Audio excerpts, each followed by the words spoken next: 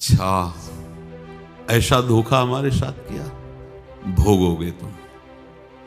ये जो निकलता है ना भोगोगे, ये अकाट्य होता है। क्योंकि किसी का भी हृदय, मान लो किसी भी जीव जंतु को आप कष्ट दें और उसका हृदय आह भर जाए, तो वो आह वज्र की लेखे तुम्हें भोगना पड़ेगा। वो आह किसी की ना लेना जिंदगी।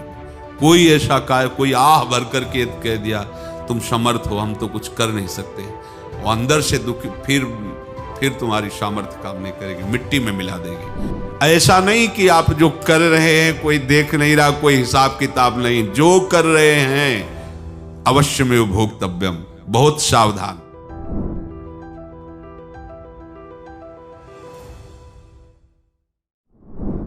जीव स्वयं नित्य निरंतर कर्मों के जाल को रच रहा है और अपने आप को बांध रहा है। आपको मुक्त होना है, बंधना नहीं है। जीव का जन्म कर्मों के अनुबंध से होता है, कर्मों के बंधन से होता है, और उसको अपना ऋण चुकाना होता है। कर्मानुबंध ये बहुत सूक्ष्म विषय है। जैसे आप जिस परिवार में जन्म लिए हैं, तो उस परिवार के लोगों से आपका ऋण है, इसलिए उसी परिवार में आप आए हैं।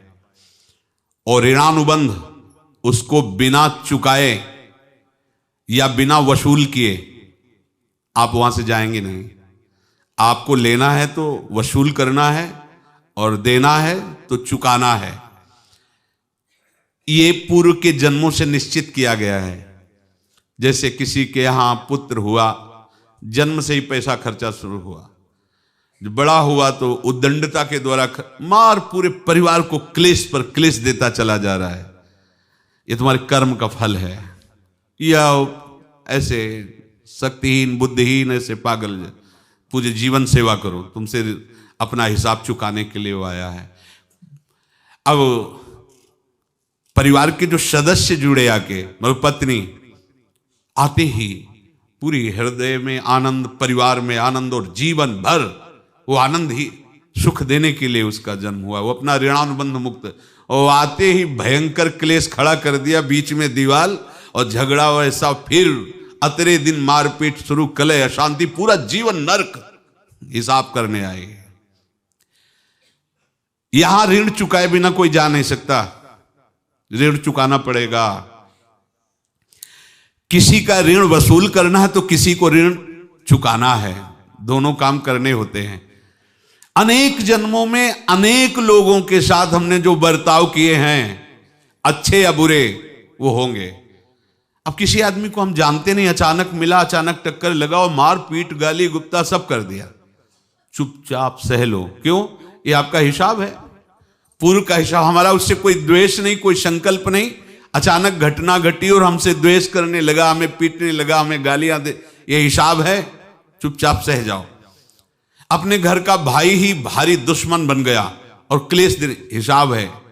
एक प्रभुदत्त ब्रह्मचारी जी की वाणी में पढ़ा था, एक महात्मा जी भ्रमण करते थे, तो उस समय असरफियां चलती थी, मोहरे असरफियां, तो उनको भेंट में देते लोग। तो या तो ठाकुर सेवा में लगे तत्काल, या संत सेवा में तत्काल लगे, उसका संग्रह करके डोलना ये ठीक नहीं है। बैरागी के लिए सिद्धांत में ये ठीक नहीं है। तो जब 2, 4, 6, 8 ऐसे मोहरे हुई, तो उन्होंने विचार किया कि